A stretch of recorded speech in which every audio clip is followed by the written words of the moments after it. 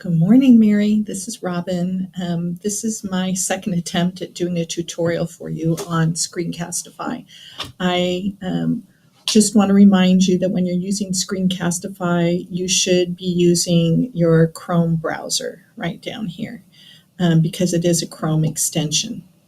So just a few screenshots to show you how to use it. So when you first download Screencastify, you get this little, looks like a film strip, right, in your extensions bar. I'm not sure where your extensions show up on a Mac, but for PC users, they show up in the top here. And when you click on the three bars, the menu bar here, what you get is the navigation for Screencastify. So you can put account information in here, including if you're going to purchase the full Screencastify at about $29.99 a year, I think is what it is. And you also put in, password information and all that kind of stuff you usually put in accounts. And then when you click here, all the recordings that you have made since opening your account will show up, and they'll be in chronological order. And this is if you choose to move from the Screencastify Lite, which is free, to the purchased version, and then other options and support are here. And a lot of people have more than one account, just like Google folks, right? You have an account for business and so on and so forth. I only have one Screencastify account.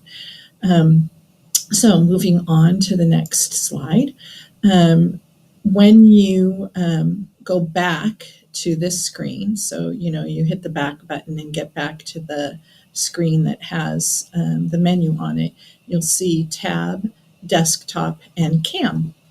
And in the Tab section, which I'm in right now because of the orange line, you can see that it's using the internal microphone of my PC.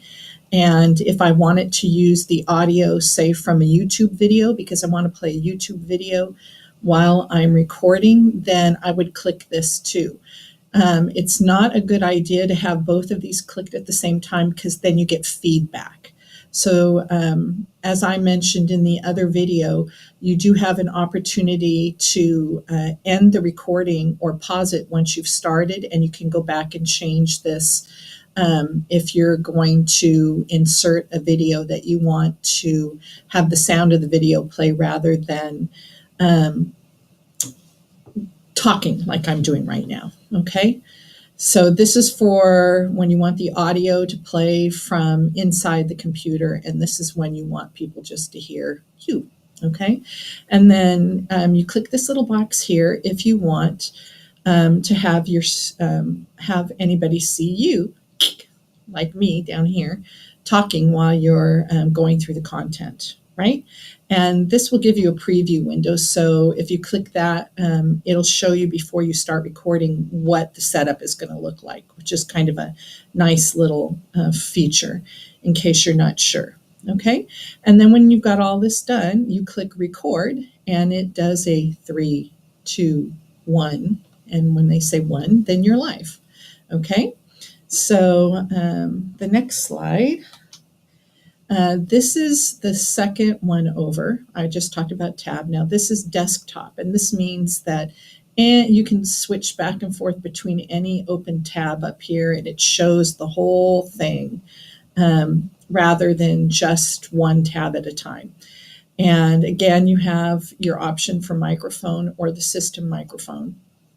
And this allows you to choose the audio or the video function. I'm only using the recording that's capabilities that are in my PC. Again, here's a show preview window. Now notice there's no webcam option when you do desktop. So that means you don't get this little picture down here like you did in this one. And this shows you, the picture in a picture. That's how you know you're in the tab feature. When you're in the desktop feature, you don't get the picture in a picture.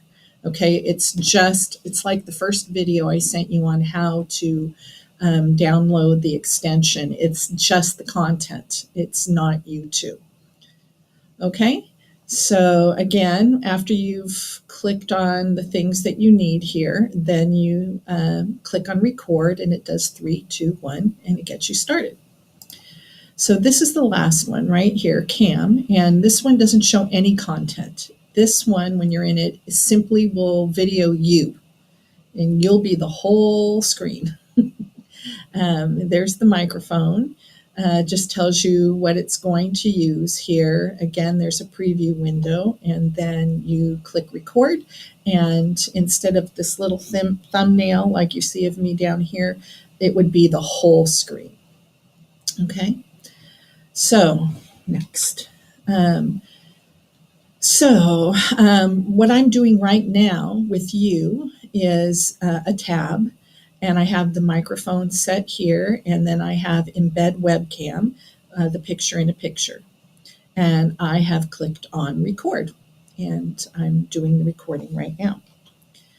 So when you're done with the recording, you go back up to the little icon in your tray, in your tool tray, and you click on it, and it will tell you end recording, right? Or I can pause it, and this is where I can go back and change the settings so that the audio is playing internally rather than from me.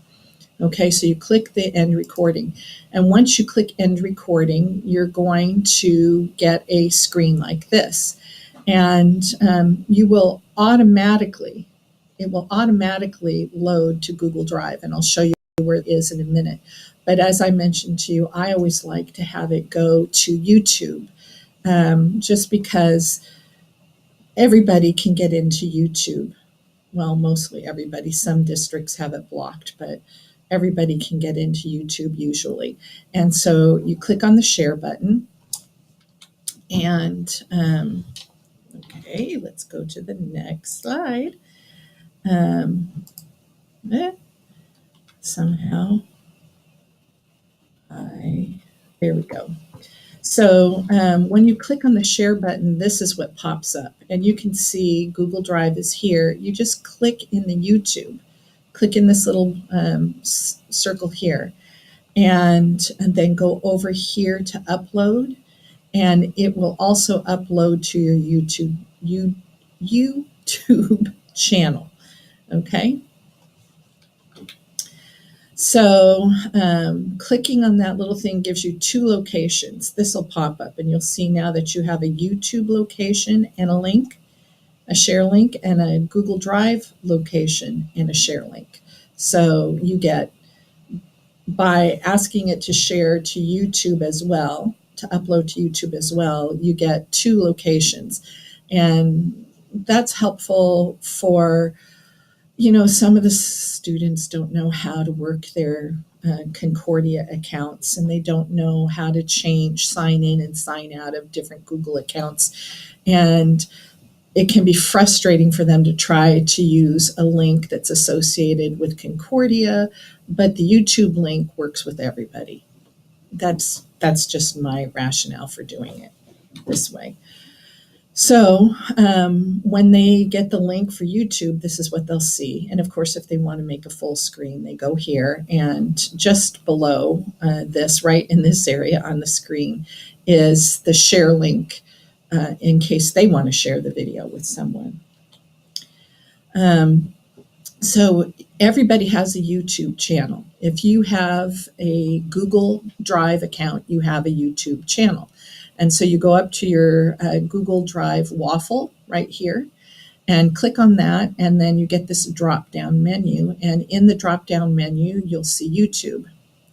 And when you go down here, you click on that, and you will see home and my channel.